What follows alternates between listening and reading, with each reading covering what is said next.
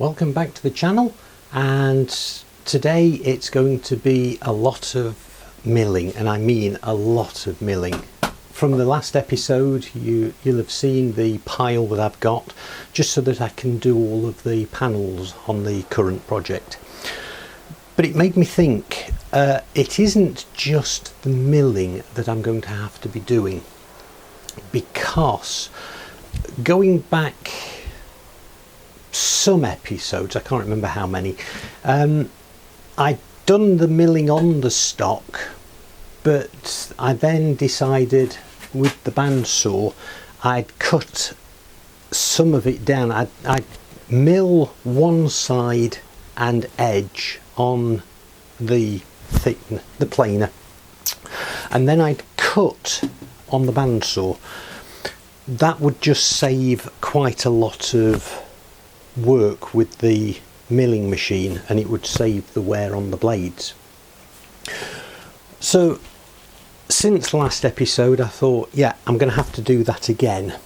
But again, going back to a previous episode, and I'll put a little clip and a link to the episode that highlighted the problem I had with the bandsaw. Just here you'll notice there's a lot of rubbish that is binding against the upper wheel. So if I release the tension,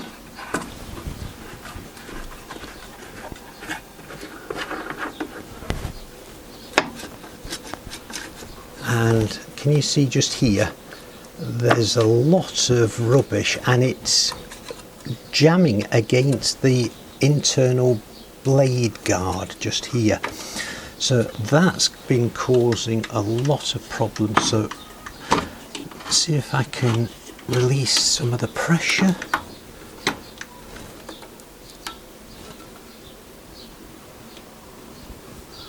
And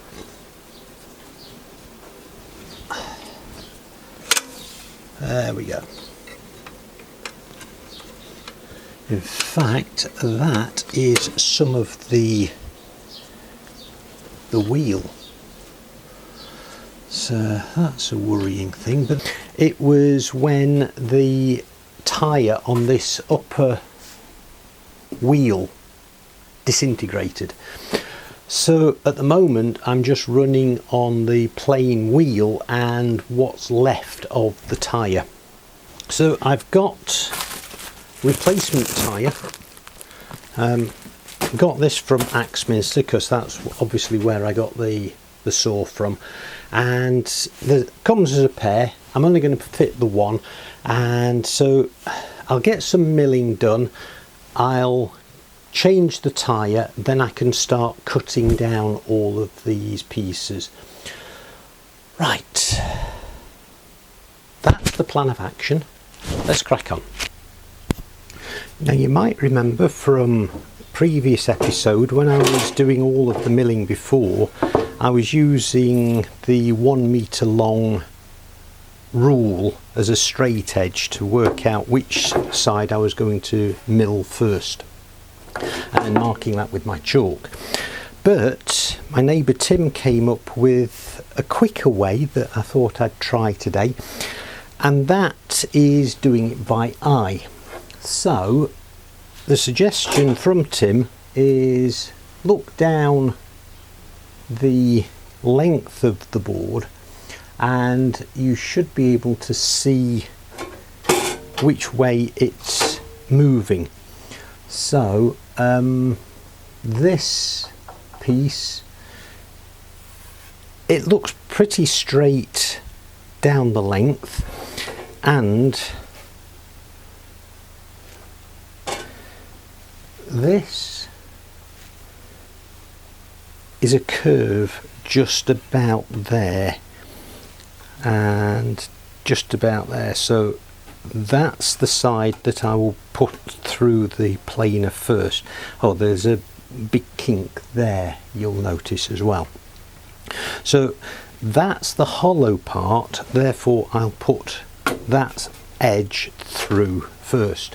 But as to the two two faces, they're pretty equal, so that's what I'm going to be doing, and we'll see how that one goes.